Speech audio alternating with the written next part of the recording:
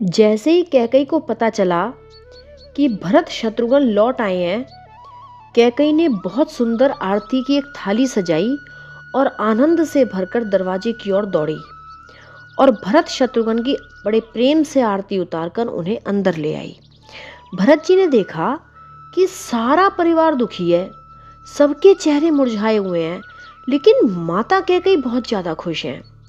जैसे कोई जंगल में रहने वाली भीलनी अपने ही जंगल में आग लगाकर बहुत खुश हो रही हो, ऐसे ही कैकई अपने ही घर को जलता देखकर खुश हो रही थी। लेकिन भरत जी तो अयोध्या की हालत देखकर बहुत उदास हो गए। भरत जी को इतना उदास देखकर कैकई ने सोचा कि भरत अभी अपनी ननिहाल से आया है, कभी वहां तो कोई बुरी घटना नहीं घट गई है। तो कैकई ने भरत जी से पूछा कि ननिहाल में तो सब ठीक है। भरत जी ने कहा कि हाँ माँ, वहाँ तो सब ठीक है। फिर भरत जी ने माता कैकई से अयोध्या के हालचाल पूछे। कहू कह तात कहाँ सब माता। भरत जी ने माँ कैकई से पूछा कि माँ, पिताजी कहाँ हैं, मेरी सभी माताएं कहाँ हैं।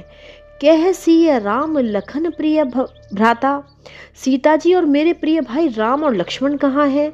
भरत जी के ऐसा पूछने पर कैकई ने कहा कि भरत, मैंने तुम्हारे लिए सब ठीक कर लिया है, लेकिन बस भगवान ने एक छोटी सी बात बिगाड़ दी कि राजा दशरथ की मृत्यु हो गई है।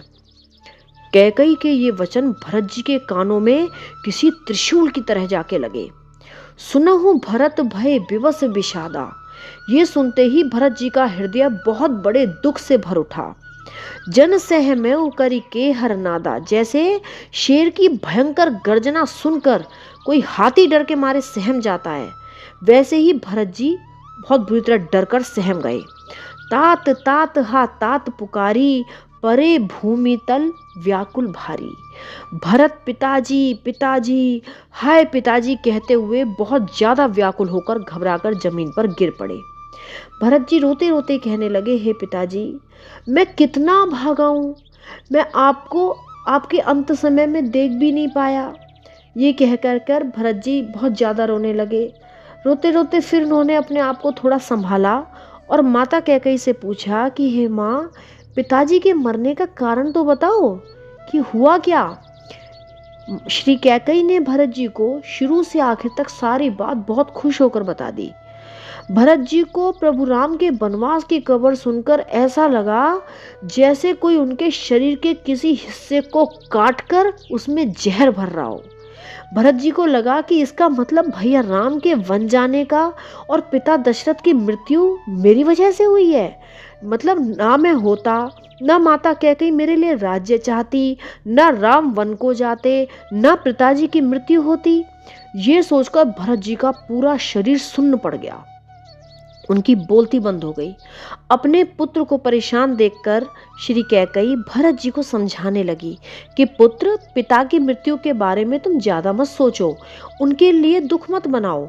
वो अपने जीवन में बहुत पुण्य और बहुत यश, बहुत नाम कमा कर गए हैं। उनका ये जीवन सफल हो गया है और अब वो सुख से इंद्रलोक में चले गए हैं। इसलिए अब तुम उनके बारे में सोचना छोड़ दो और बस अब तुम तो केवल अयोध्या पर राज करो। सुन सठ सहमेउ राजकुमारू। ये सुनकर राजकुमार भरत सहम गए, जैसे उनके किसी पके हुए घाव पर किसी ने जलता हुआ अंगारा रख दिया हो। धीरज धरि भरि ले ही उसासा। उन्होंने धीरज धरकर लंबी सांस लेते हुए कहा, पापिनी सबही भांति कुल नासा। हे पापिनी, तूने सभी तरह से इस कुल का नाश कर दिया है। यदि तेरी बुद्धि इतनी ही दुष्ट थी तो तूने मुझे पैदा होते ही मार क्यों नहीं दिया। जैसे कोई पूरे पेड़ को जड़ से काट दे और फिर उस कटे हुए पेड़ के पत्तों को पानी दे देकर सींच कर उन्हें बचाने की कोशिश करे तो क्या ऐसा हो सकता है। तो दशरथ जी और प्रभु राम तो इस अयोध्या की जड़ थी, हम तो पत्ते के समान हैं। पिताजी और राम भैया के बिना हम कैसे बचेंगे। भरत जी कहते हैं, मैं कितना सौभाग्यशाली था जो मुझे दशरथ जी जैसे पिता मिले, राम जैसा भाई मिला। लेकिन मेरा दुर्भाग्य तो देखो कि मैंने तेरी कोख से जन्म लिया। अब तेरे मन में इतना बुरा विचार आया, जब तेरे मन में इतना बुरा विचार आया, उसी समय तेरे हृदय के टुकड़े क्यों नहीं हो गए? भैया राम को 14 वर्ष का वनवास मांगते हुए तुझे जरा भी शर्म नहीं आई? तुझे जरा भी दर्द नहीं आया? तेरी जीभ नहीं गल गई? तेरे मुंह में कीड़े नहीं पड़ गए?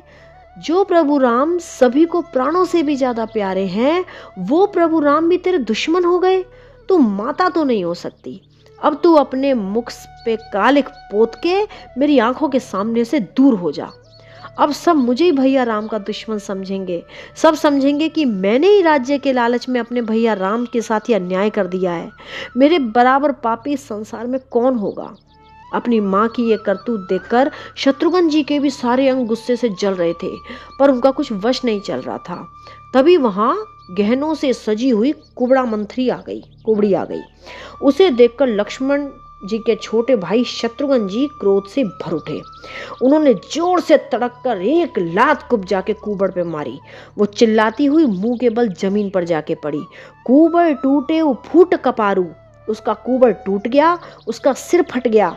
दलित दसन मुख रुधिर प्रचारू, उसके दांत टूट गए और उसके मुख से खून बहने लगा।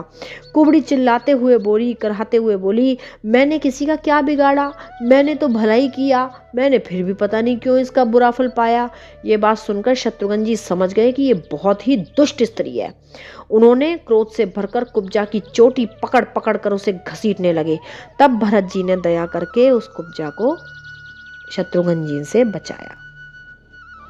जय सिया राम, जय जय सिया राम, जय रघुनंदन जय घनश्याम, जानकी वल्लभ सीताराम, जब बोलो तब राम ही राम, राम संवारे सबके काम, राम करेंगे पूर्ण काम।